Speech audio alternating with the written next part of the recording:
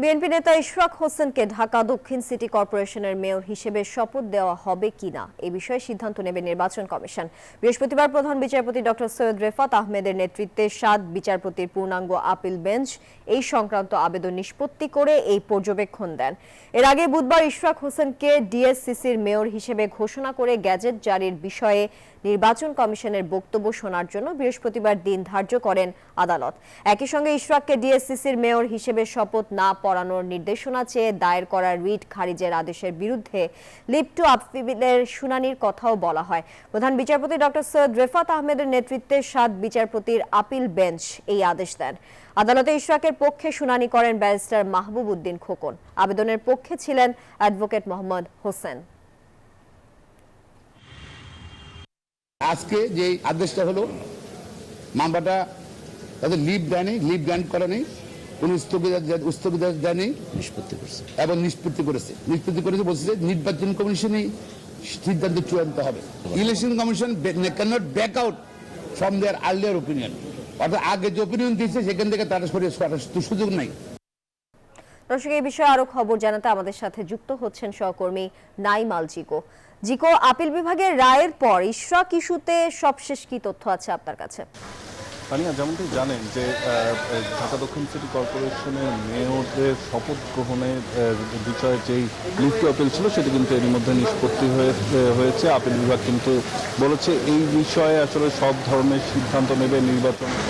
পাশাপাশি তাদের অবজারভেশনে বলেছে যে জুলাই আগস্ট গণ অভ্যুত্থান হয়েছিল যাতে প্রত্যেকটি মানুষ, প্রত্যেকটি দপ্তর যাতে স্বাধীনভাবে কাজ করতে পারে, সেখানে এখন পর্যন্ত কেন নির্বাচন কমিশন বিভিন্ন দপ্তর, বিভিন্ন মন্ত্রণালয়ের মুখামুখি হয়ে রয়েছে সেটির বিষয়ে কিন্তু তারা প্রশ্ন তুলেছেন এবং বলেছেন যে দেশ ও দেশবাসী যাতে বুঝতে পারে যে নির্বাচন কমিশন স্বাধীনভাবে রয়েছে, সেজন্য সংবিধানের যেই ক্ষমতা তাদেরকে দেওয়া হয়েছে সেই সর্বোচ্চ ক্ষমতা তারা যাতে ব্যবহার করে নিজেদের কর্মকাণ্ড চালিয়ে যেতে পারে সেটিও কিন্তু হলো আদালতের পক্ষ থেকে বলা হয়েছে। এবং এখানে কিন্তু পরবর্তীতে আইনজীবীদের সাথে কথা হয়েছে, তারা যেটি বলছেন যে নির্বাচন কমিশনের যে দায়িত্বটি ছিল সেটি আসলে গ্যাজেট প্রকাশ করা পর্যন্তই, এর পরবর্তীতে কিন্তু শপথ পাঠের বিষয়টি করবে হলো স্থানীয় সরকার মন্ত্রণালয়। এটি আসলে বিষয়টি হচ্ছে সম্পূর্ণরূপে তাদের হাতেই রয়েছে।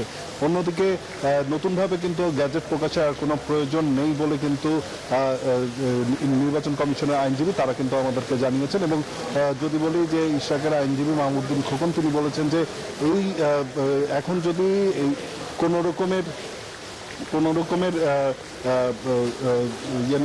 শপথ যদি পাঠ না করা হয় সেটি হলো আদালত অবমাননার সামিল হবে, এটি কিন্তু হলো বলেছেন। অন্যদিকে আরেকটি বিষয় বলে রাখতে চাই, সেটি হচ্ছে যে রিটকারী আইনজীবী যারা রয়েছেন তারা যেটি বলছেন যে এই গ্যাজেটের মেয়াদ উত্তীর্ণ হয়ে গেছে এবং এর পরবর্তীতে যদি এই শপথ পাঠের কোনো বিষয় আছে তাহলে তারা আবারও আদালতে আসবেন। তো আমার আরেক সহকর্মী তৌহিদ রয়েছেন নগর ভবনে, সেখানে ইশরাকের পক্ষে যারা নেতাকর্মীরা রয়েছেন তারা সেখানে অবস্থান কর্মসূচি পালন করছেন, সেখানে পরিস্থিতি জানতে সরাসরি যুক্ত হবো তার সাথে। তৌহিদ।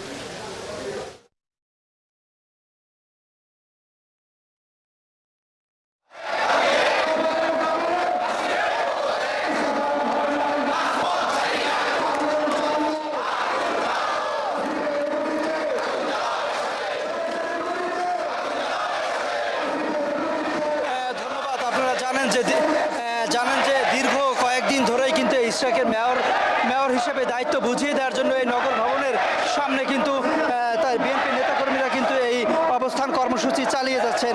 সেই তার ধারাবাহিকতায় কিন্তু এখন পর্যন্ত নগর ভবন থেকে তারা সরে যাননি। আজকের মতো বিক্ষোভ সমাবেশ কিন্তু চলছে। আজকের এই বিক্ষোভ সমাবেশে অংশগ্রহণ করার কথা আছে, কিন্তু যে মেয়র হিসেবে বিএনপি নেতা ইশরাক হোসেনেরও কিন্তু এই বিক্ষোভ কর্মসূচিতে অংশগ্রহণ নেওয়ার কথা আছে।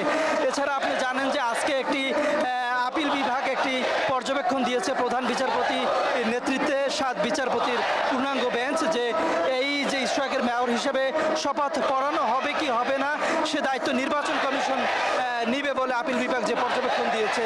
এই আপিল বিভাগের পর্যবেক্ষণ সবকিছু মিলে কিন্তু দীর্ঘদিন ধরে কিন্তু এখানে এই আন্দোলন সংগ্রাম তারা করে যাচ্ছেন, বিক্ষোভ অবস্থান কর্মসূচি তারা পালন করে যাচ্ছেন। এছাড়া আরও একটু জানিয়ে রাখতে চাই, সেই আন্দোলনের শুরু থেকেই কিন্তু যে সজীব ভুঁইয়ার পদত্যাগ দাবি করছেন। সেই শুরুর দিন থেকে আজও পর্যন্ত তারা ঠিক একই দাবিতে, দুইটা দাবি। এক হচ্ছে তার মেয়রের দায়িত্ব বুঝিয়ে দেওয়ার, দ্বিতীয় দাবিটা হচ্ছে উপদেষ্টা আসিফ মাহমুদ সজীব ভুঁইয়ার ও উপদেষ্টা মাহফুজ আলমের এই দুইজনের পদত্যাগ দাবিতে আন্দোলন করছে। আপনারা দেখতে পাচ্ছেন ঠিক কিন্তু আমার এই যে সামনেই নগর ভবনের ঠিক প্রবেশ মুখেই নগর ভবনের ঠিক প্রবেশ মুখেই কিন্তু তারা এই আন্দোলন করে যাচ্ছে এখন পর্যন্ত। তবে আজকের এই আন্দোলনে অংশ নিতে পারেন বা অংশ নেওয়ার আমরা শুনেছি যে অংশ নিতে পারেন ইশরাক হোসেন স্বয়ং নিজে এই আন্দোলনের অংশ নিতে পারে। দীর্ঘদিন ধরেই নগরবাসী ভোগান্তিতে পড়েছে বেশ এই বিষয়টা নিয়ে। এই ছিল আমার কাছে সর্বশেষ। তাওহিদ, আপনাকে ধন্যবাদ আমাদের সঙ্গে সরাসরি যুক্ত থাকার জন্য।